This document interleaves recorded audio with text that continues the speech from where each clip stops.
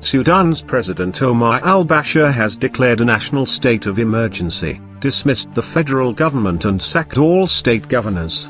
Mr. Bashir made the announcement in a TV address to the nation, but later appointed members of the security forces as replacement governors. Earlier, Sudan's National Security and Intelligence Services, NIS, said that Mr. Bashir would be stepping down. Mr. Bashir has been the focus of anti-government protests in recent weeks.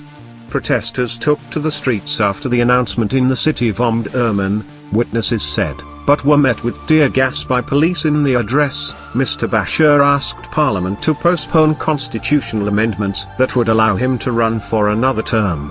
Mr. Bashir also said the demonstrations were an attempt to destabilize the country. "I announce imposing a state of emergency across the country for 1 year," he said. "I announce dissolving the government at the federal level and at the provincial levels."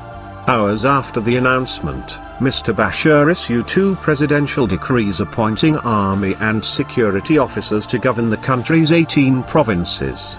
He also announced that 5 members of the outgoing cabinet, including the foreign, defense and justice ministers, would keep their jobs.